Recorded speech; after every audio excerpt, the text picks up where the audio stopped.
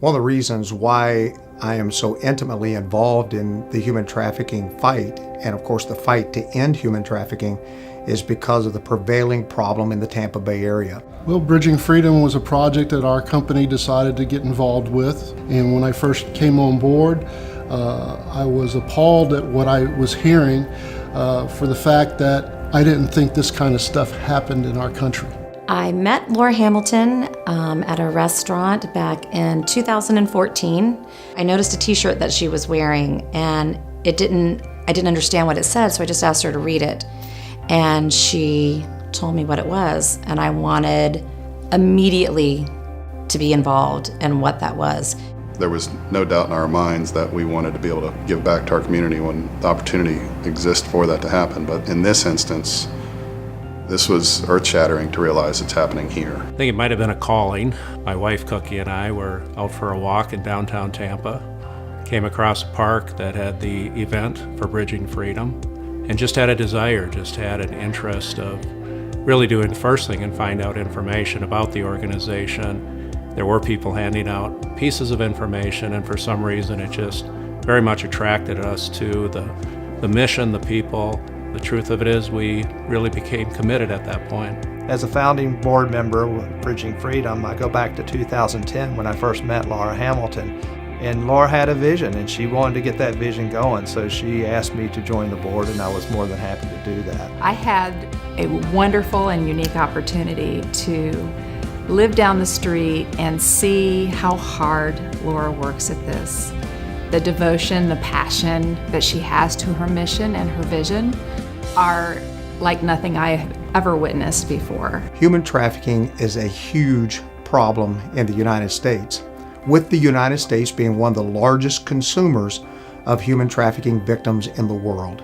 That really, really makes my blood boil. Definitely a big part is we need to raise awareness so that we can prevent girls from being trafficked. And then from there, we need Tampa to understand, to be able to recognize a child that's being trafficked so that we can rescue them and bring them healing and the restoration that they need. It's a shame that this isn't more well known to the public of what's actually happening in our backyard. And I think that there are enough good people in our neighborhood that would be very willing and eager to help out when this sort of crisis is happening in and around our neighborhood, our friends, our family, and our community. My husband and I are both volunteers in the Guardian Ad Litem program. And we know through statistics that approximately 60 to 70% of the children that get caught up in sex trafficking come out of the foster care system. One of the largest, most prevalent needs is victim services. That's where Bridging Freedom comes in.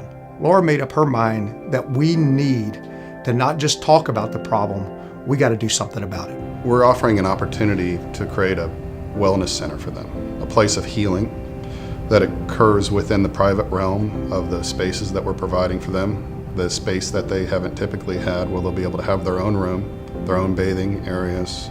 The overall campus concept then spills out from the front door onto a front porch that links the community together. The lodge is going to be a place for celebrations and birthdays and Christmases and any kind of special thing that they probably missed out on in their childhood, and they'll get to experience that there. Well, I see the benefits with the design that we're going through that will provide a safe haven for these young girls who have been tortured, if you would say that word, and gives them an environment to get them back into society.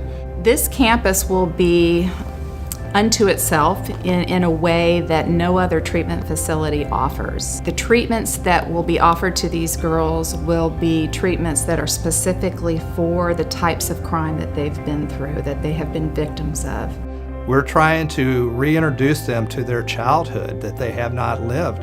Things that we've done for our children or our grandchildren, where we put them through art, music, horse riding, that type of thing that they have not been able to experience in their childhood. So with this campus, we're providing them a safe, secure environment for them to get reintroduced into today's world. And that's why I am with Bridging Freedom. We will be able to have this campus built for the girls to come and find healing and restoration and be able to start a new life and just be able to be the woman that she was meant to be. And